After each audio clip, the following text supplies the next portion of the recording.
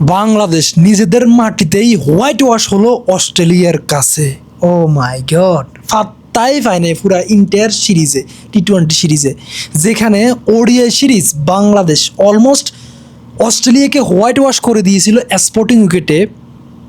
এবং for the first time বাংলাদেশের cricket ইতিহাসে প্রথমবার মতো অস্ট্রেলিয়াকে হারিয়েছে ওডিআই সিরিজে। 21 বছর পর ওডিআইও জিতেছে বাংলাদেশ।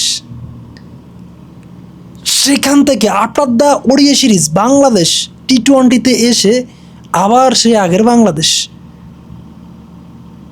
মানে ব্যাটিংয়ে বোলিংয়ে কোনো জায়গায় পাত্তা পায় নাই আপনার টি-20 সিরিজে বাংলাদেশ নিজেদের মাটিতে, এবং হোয়াইট ওয়াশ হলো। এর সব থেকে বড় কারণ আমি মনে করি যে টিম ম্যানেজমেন্টের কিছু ভুল সিদ্ধান্ত, আমাদের টিম ম্যানেজমেন্টের কিছু রং সিদ্ধান্ত, এবং আমাদের প্লেয়ারদের বাজে পারফরমেন্স। প্রথমে টিম ম্যানেজমেন্ট কী ভুল করেছে, কি করেছে জানেন? ওরা কি করছে, আপনার স্পোর্টিং উইকেট থেকে এসে স্পিন ফ্যান উইকেট তৈরি করছে প্রথম টি-20 ম্যাচে, ধরা খেয়েছে ওইখানে। এবং এরপরে ভাবলো যে না, আগের মতো ব্যাটিং ফ্যান উইকেট তৈরি করি, এবং করছে। ওইখানে আরও বেশি ধরা খেয়ে গেছে, বোলার ওইখানে পাত্তা পায় নাই। হ্যাঁ, এটা ভালো সিদ্ধান্ত ছিল, বাট প্রথম দিক থেকে এটা করলে আরও ভালো হইতো। আরেকটা কথা হচ্ছে যাই, এই যে প্লেয়িং এক্সি, ওইখানে অনেক ভুল ছিল। শেখ মেহেদী প্রথম ম্যাচে দুর্দান্ত করেছে, ওইখানে তাকে ড্রপ করে দিয়েছে। এবং নাহিদ রানা নাই।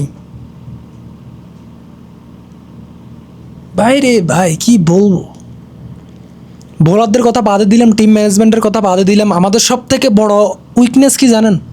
ব্যাটারদের উইকনেস, ব্যাটিং উইকনেস। আমি মনে করছি এখানেও আমাদের ব্যাটারদের দোষ নাই। কেন জানেন? কারণ আমরা 120, 130, 150 এটা ফর ভাই, 120 থেকে 40 পর্যন্ত আমরা খেলতে খেলতে অভ্যস্ত। আমরা এর থেকে বড় উইকেট তো ইয়ে করি না। আমাদের ব্যাটাররা কনফিডেন্সে পায় না। আমাদের ব্যাটাররা বড় স্কোরের সাথে ইউজ টু নয়, একবারেই নয়। আমরা 250-এর উইকেটে খেলি না, খেলতে খেলতে অভ্যস্ত হই না। আমাদের পাশের দেশ ইন্ডিয়া 250-এর উইকেট তৈরি করে খেলে, দুর্দান্ত করতেছে তারা।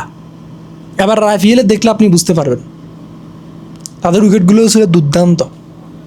এই ধরনের হাই স্কোরিং উইকেটে খেললে আপনি অনেক বেশি কনফিডেন্স পাবেন, এবং আপনার ব্যাটাররা অনেক ইমপ্রুভ করবে। মাথায় থাকবে যে এই বলটা আমি 6 মারবো, এই বলটা আমি 4 মারবো, আমার টার্গেট 250, 150 নয়।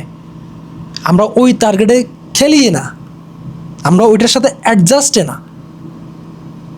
বর্তমানে আমরা 3 ফরম্যাটে, টি-20 বলেন, ওডিআই বলেন, টেস্ট বলেন, 3 ফরম্যাটে অন্যতম সেরা একটা দল পুরো ওয়ার্ল্ডের মধ্যে। কিন্তু আমাদের ব্যাটিং উইকনেসের কারণে আমরা সেটা করতে পারতেছি না। এই যে Asia cup, last Asia cup, ওইখানে আমরা জিততে পারতাম, কিন্তু আমরা জিতি নাই শুধুমাত্র আমাদের ব্যাটিং উইকনেসের কারণে। আপনি জানেন আমাদের বোলিং ইউনিটটা পুরো ওয়ার্ল্ডের মধ্যে এখন খুব ভালো একটা বোলিং ইউনিট। নাহিদ রানা, তাসকিন আহমদ, মুস্তাফিজুর রহমান, শরীফুল ইসলাম, দুর্দান্ত একটা ফেসিং ইউনিট। স্পিনারদের মধ্যে আমাদের এখন রিশাদ হোসেন দুর্দান্ত করতেছে, বিগ ব্যাশে খেলছে, দুর্দান্ত করেছে। শেখ মেহেদী রয়েছে টি-20-তে, আমাদের নাসিম আহমদ রয়েছে, আজকে দুর্দান্ত করেছে, একমাত্র বোলার সে, আর অন্য কোনো বলার ফাত্তাই পায় নাই। ওভারঅল আমাদের বোলিং ইউনিট বাই পুরো ওয়ার্ল্ডের মধ্যে দুর্দান্ত একটা বোলিং ইউনিট, কিন্তু আমাদের ব্যাটিং ইউনিটের ব্যর্থতার কারণে আমরা আসলে যোগ্য টিম হয়ে, বেস্ট টিম হয়ে র্যাঙ্কিংয়ের উপরের দিকে যেতে পারতেছি না 3 ফরম্যাটে। আপনাদের মতামত জানাবেন। আল্লাহ হাফেজ, কিছু বলার নাই।